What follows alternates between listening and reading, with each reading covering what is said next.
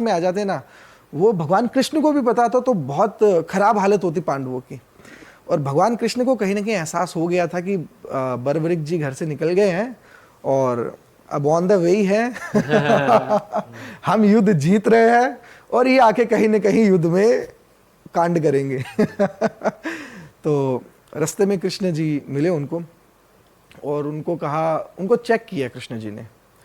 कृष्ण जी ने कहा कि एक काम कीजिए कि अगर आप इतने शक्तिशाली है तो ये जो पेड़ है, उस पेड़ के सारे जो पत्ते हैं उनको छेद के दिखाएं। तो उन्होंने पेड़ के पत्ते को जो छेदा, कृष्ण जी अपने स्वरूप में नहीं आए थे, ब्राह्मण रूप में आए थे। पहले जो लोग थे ब्राह्मणों की बहुत ज़्यादा रिस्पेक्ट करते थे, मतलब ऋषि साधुओं की, ब्राह्मणों की। तो ब्राह्मण रूप में कृष्ण जी उनको मिले थे, बर्बरिक जी को। तो बर्बरिक जी ने क्या किया, धनुर और जो बाण उठाया और पेड़ के नीचे सारे पत्ते छेद डाले, और कृष्ण जी ने एक पत्ता अपने पैर के नीचे रख लिया था और वो पैर की तरफ आने लगा। तो कृष्ण जी ने कहा, भाई साहब ये तो बहुत खतरनाक है, मतलब ये अगर कौरवों की तरफ आ गए तो पांडवों की तो फिर गड़बड़ होने वाली है। तो फिर कृष्ण जी ने उनको कहा कि भाई मैं चाहता हूं कि आप पांडवों की तरफ से लड़ो। तो बोला, मैं नहीं लड़ सकता पांडवों की तरफ से, क्योंकि मैंने मेरी माँ को वचन दिया है कि मैं ऐसे पक्ष की तरफ लड़ूंगा जो पक्ष सबसे ज्यादा वीकेस्ट हो, और मैं उस वचन को नहीं तोड़ सकता।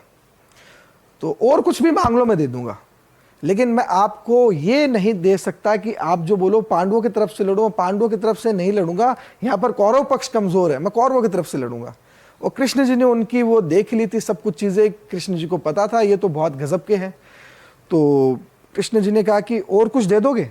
बोले हाँ, और कुछ मांगो दे दूंगा। बोलो आपका सर दे दीजिए। तो उन्होंने कहा कि मैं सर दे दूंगा, लेकिन अपने असली अवतार में तो आए। तो कृष्ण जी ने अपना अवतार दिखाया उनको। और भगवान का अवतार ऐसी चीज है कि बहुत बड़ी चीज है, मतलब ये दुनिया, ये पैसा, ये सक्सेस कुछ नहीं है। भगवान को देख लिया ना, मतलब उसके जिंदगी नहीं, उसके जो 10, 15, 20, 25, 30 जितने भी जन्म बोलो वो सुधर गए अगर ईश्वर के दर्शन कर लिए। बहुत बड़ी चीज है ईश्वर के दर्शन करना। तो कृष्ण भगवान ने उनको दर्शन दिए और उन्होंने हंसते हंसते अपना सर कलम किया और एक बात बोले कि मुझे युद्ध पूरा देखना है।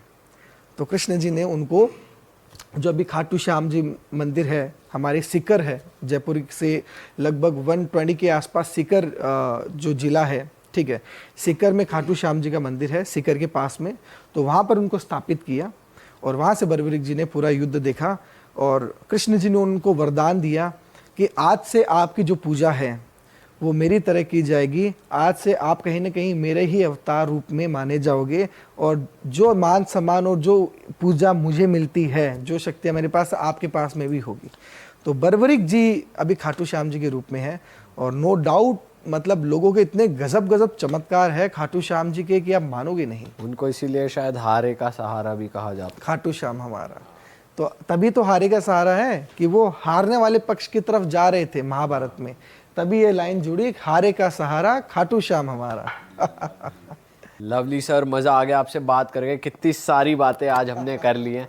एंड मैं ऑडियंस को बताना चाहूँगा कि अगर आप चाहते हैं कि हम प्रतीक जी को दोबारा इनवाइट करें और मज़ेदार बातें करें, तो प्लीज़ कमेंट कर दो कि आपको इस पॉडकास्ट का पार्ट 2 चाहिए। और अगर आपको कंसल्टेशन चाहिए प्रतीक जी से, तो उनसे जुड़ी सारी डिटेल्स डिस्क्रिप्शन में है, और उनके YouTube चैनल का गोल बटन भी हम यहाँ स्क्रीन पर लगा रहे हैं। उनके इंस्टाग्राम हैंडल की लिंक डिस्क्रिप्शन में है, आप जाके उन्हें फॉलो कर सकते हैं। और सर, आपको मज़ा आया हमारे साथ बात करके? बहुत मज़ा आया। आप तीनों बहुत इंटरेक्टिव हो, बहुत ही पॉजिटिव एनर्जी है। और आप तीनों का फेस रीड करके एक चीज़ मैं बोल दूं कि गजब के सक्सेसफुल हो गए लाइफ में। अरे सर, बहुत बहुत शुक्रिया। आप फेस रीडर भी हो? Yes, I do face reading as well. Lovely sir. तो आप तीनों का ऑरा और फेस देख के यही लग रहा है कि बहुत सक्सेसफुल होने वाले हो। Keep it up. बहुत thank you so much sir.